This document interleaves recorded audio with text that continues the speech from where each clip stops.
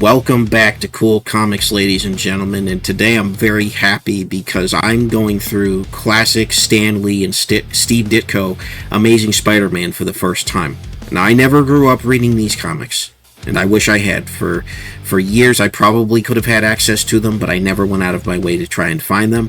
I always looked at old comics, I looked at the art, and I thought, well, it's a little odd, it's a little dated. But as I've gotten older, I've grown to appreciate just the brilliance of the classics and of the gold and silver age of comics. And boy, howdy. You know, as a more recent comic book reader starting in the New 52 era of DC, that's kind of when I started to actually really pick up comics. There's still a lot that's foreign to me, but I can tell you this. Stan Lee knew how to create a hero.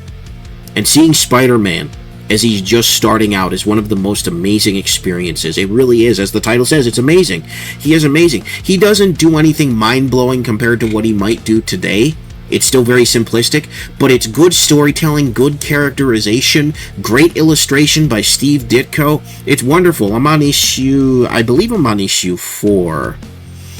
I believe I'm on issue 4 with the Sandman, I believe it is. You're getting introduced to all these classic villains, some of my favorite villains for Spider-Man growing up. And just the cover of the first issue, because he was in one of the anthology series. That's how Spider-Man was introduced before he had his own. But I mean, this classic cover of him in the elevator with the Fantastic Four, he's going in there to try to prove himself and try to join up because he thinks they can pay him because he needs money. But it's just spectacular. It really is so good, and it's got me on this massive classic comics kick, because classic comics were all about great storytelling, and today's comics are all about not that. Everything but that, it seems. And it's just, this is amazing. I mean, there's no other word for it. It's so perfectly titled, because it really is great. I mean, this is great for kids. Kids could easily read these books. I think they were probably more or less meant for kids. Adults can read them and get just as much out of them. They're not dumbed down. Stan doesn't dumb down the writing for kids. It's just kind of basic dialogue, but it's good storytelling. He has good setup, good pacing, and you really get to see the humanity and the balance between the humanity of being Peter Parker and figuring out what exactly is Spider-Man. Because for most of these issues, as I've seen, and I don't know at what point it goes on because I'm only on issue 4, but what I've seen so far, Peter Parker is really trying to figure out how to be a hero, and if he really even wants to be a hero. He's not even that confident in it, but he does what he needs to do. I mean, at first it's mostly utilizing Spider-Man for his own personal gain, but as the issues go on, it's becoming more and more, I need to be a hero. It's not that readily apparent to him. He does heroic stuff, but he's not completely sold on that idea. And he makes a lot of mistakes. He's very flawed. I believe it's in issue 3 where he just is at a point where he's ready to give up.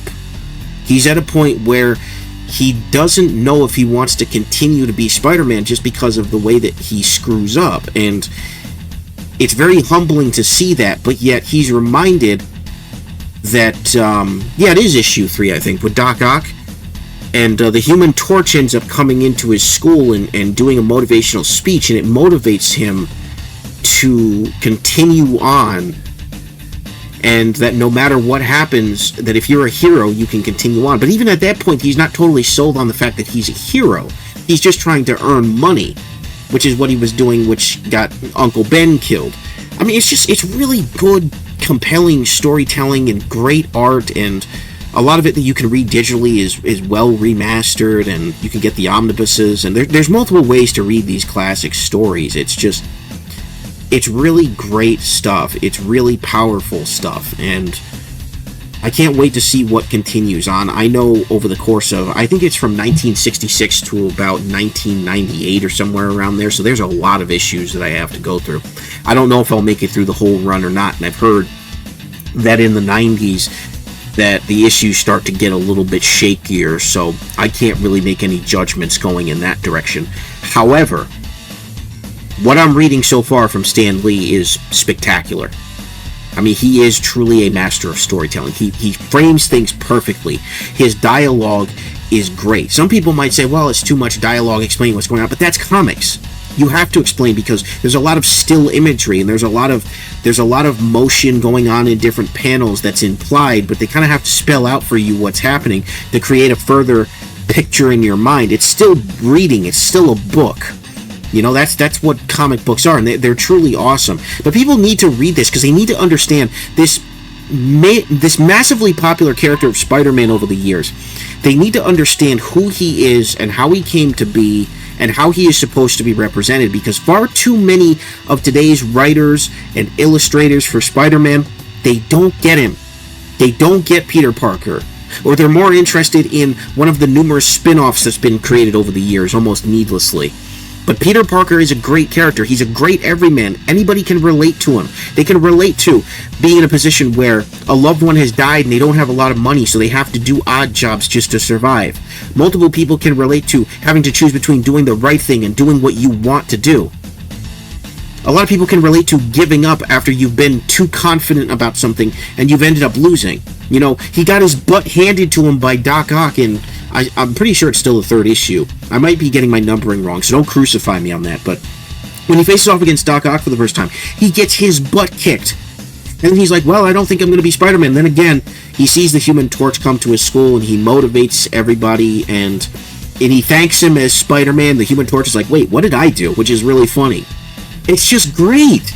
It's great storytelling. It's not mind-bendingly amazing, but it's entertaining, and you want to keep reading. You want to see how he's developing into this legend that we know him to be today, and he really is. He's an awesome, awesome character. You get to see him working with chemistry. You get to see him figuring out his enemy's weaknesses and taking advantage of that. You can tell he's not ultra powerful. He's not written to be sort of a Gary Stu that can do anything. He struggles. He struggles a lot. He struggles to hide his identity. He struggles to find the best way out of situations. And it's great. It's really classical, good comic book storytelling. And I really recommend, if you have kids, have them read this series through. Either get the classic omnibuses. I don't know how they're still printed. I don't know how Marvel does that. Get them digitally. Doesn't matter. Have them read through these books. They are, as the title suggests, amazing. It's an amazing series. And the biggest shame to me is that in the modern day, as this series is still going, I think it's been rebooted a couple times, they completely miss who this character is. They don't understand it. They've got greatness, but they refuse to continue on in Stan Lee's legacy. They want to make it all about them. They want to emasculate Peter Parker and elevate other people who they think are more deserving around him, or make other stupid writing mistakes. But Spider-Man is a great character. And we see the proof of that today and how insanely popular he is, how well the Spider-Man 2 PS5 game sold, which I don't particularly care about because I hate that version of Peter Parker, and I don't like Miles Morales. I don't like anything they did with that game. I don't even really want to talk about that game. But there's no denying the popularity of the character. He is undeniably popular.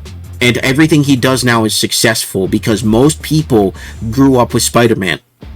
He's kind of baby's first superhero in many ways, and that's one reason why a lot of people don't like the character. But he really is an everyman's hero, even more so than a character like Batman, because although he has superpowers where Batman doesn't, he's still relatable in terms of having to balance his life and the different things that happen to him and the ways that he deals with them. And what I particularly like about the classic books is whenever he's sulking, it's not something that he does for prolonged periods of time. He usually finds inspiration fairly quickly to get back to being Spider-Man. He doesn't feel the need to repent for being Spider-Man or for being Peter Parker or for being who he is. He just makes mistakes and has to reconcile them, and he moves on. He doesn't languish in victimhood. He finds strength and he keeps going. And that is so inspirational to multiple generations, to multiple age groups. That is Spider-Man, and that is why he is, in my opinion, one of the greatest heroes who was ever created, and that Stan Lee and Steve Ditko are geniuses. They really are. You know, he is great. I think he's greater than characters like Superman, and I do like Superman. I like Batman. I think he's greater than both in his own ways if he's written right, but a lot of times he's not written right, and that makes it very disappointing, and it makes it very frustrating for people to try to get into the modern books, because If you go from the old books to the modern books, it's just so drastically different because they're trying to make Spider-Man all about the modern day. And that's the last point I want to make. These books were released in... When were these books released? I should have had that information on me. You know, these are things that I should know, but I don't, unfortunately. But I want to say the early 1960s or the late 1950s. Amazing Spider-Man #1. The Amazing Spider-Man. Yeah, 1963. It doesn't play out like a book that was written in 1963. There's not that much surrounding the culture of 63 outside of some of the aesthetics and maybe some of the language from time to time so far. Again, I'm only in issue 4. But it doesn't feel like a dated book. It feels very human. And it doesn't feel like it's overly centered around the issues of its time. Granted, again, only in issue 4. Can't talk about the rest of the issues that are going on. But what I can say is that it is all playing out really well. And my respect for Stan Lee was already huge, but it's gone through the roof because of what he was able to write and how he was able to portray this character. And it's very clear that this guy is pretty much Stan Lee in many ways. And you could consider that vain, but at the same time, he's such a good character that it doesn't really matter in my opinion. So this is definitely a cool comic. This is definitely a series that you should pick up. It's a series that ran from, I want to say, it was 1963 to 1998. That's the first volume. The second volume is 99 to 2003. And it just keeps going on and on and on. You'll have to pick your own cutoff point in the issues that you maybe don't like. But the early stuff with Stan Lee and Steve Ditko introducing the villains is just so good. It is so, so good. So anyways, that's my thoughts on going through classic Amazing Spider-Man. I will continue to do so. Let me know what you think about this series down in the comments below. I will see you guys in the next video. This has been Super Koopa TV with another edition of Cool Comics. I will see you guys next time. God bless. Have a good one. Peace.